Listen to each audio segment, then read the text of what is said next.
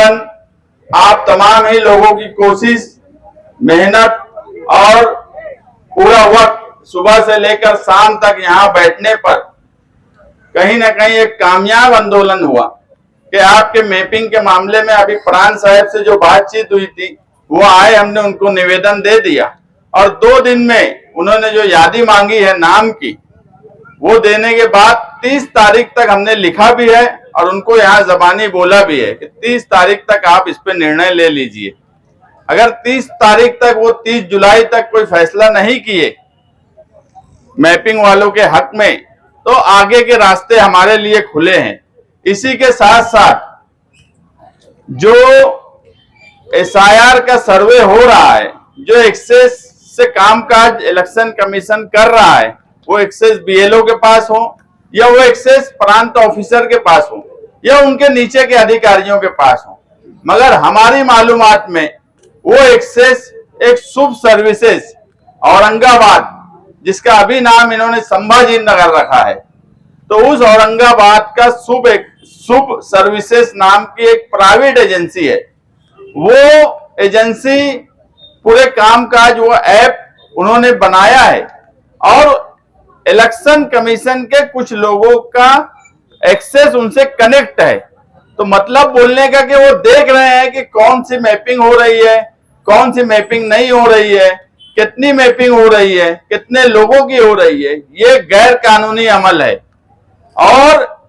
अगर 17 अगस्त को जो ड्राफ्ट रूल आउट होने वाला है उसमें किसी ने भी अधिकारी ने कोई गलती की या जानबूझकर गलती की तो हम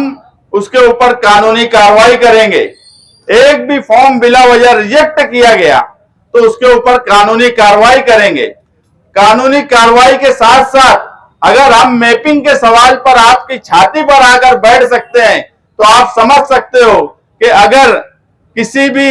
इलेक्शन कमीशन या इलेक्शन ऑफिसर के एक्सेस किसी प्राइवेट एजेंसी या कोई सियासी पार्टी का कार्यकर्ता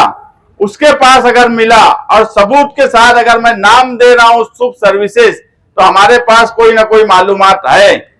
फौरन प्रांत ऑफिसर, निवडणूक अधिकारी, इलेक्शन कमीशन ऑफ महाराष्ट्र, इन्होंने फौरन इसकी जांच करना चाहिए और जो बात बोली जा रही है इसकी जांच करके एसआईआर की पूरी मुहिम, पूरा सर्वे साफ और शफाफ तरीके से होना चाहिए। नहीं तो हम हर हाल में कानूनी कार्रवाई करेंगे। इससे बड़ी तादाद में ड्राफ्ट रूल आउट होने के बाद अगर नाम कटे तो इससे बड़ी तादाद में मोर्चा लेकर आएंगे, डंडा भी लाएंगे, झंडा भी लाएंगे और तुम्हारी छाती पे बैठेंगे बिला वजह अगर तुमने गैर कानूनी तरीके से किसी प्राइवेट एजेंसी के बोलने पर अगर हमारे सही वोटर्स का हक मारा गया तो हर हाल में तुम्हारे खिलाफ एक्शन होगा।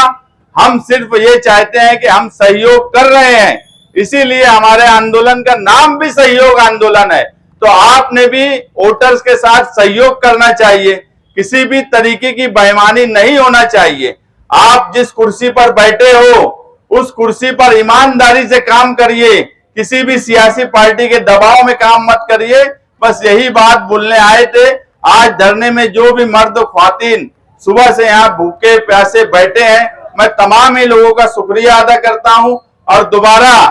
समाजवादी पार्टी के वर्कर्स, निहाली वर्कर्स, उसी के साथ साथ हमारी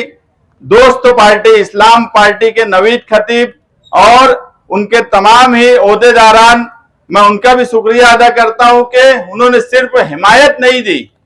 हिमायत के साथ साथ पूरा वक्त दिया और आज इस धरने की कामयाबी पर मैं तमाम ही लोगों को मुबारकबाद देता हूं कि ये धरना ना मेरा था ना नवीद खतीब का था, ये धरना मालेगांव शहर का था, आप सब लोगों का था। आप सब लोगों को मुबारक हो, धरना कामयाब हुआ। शुक्रिया।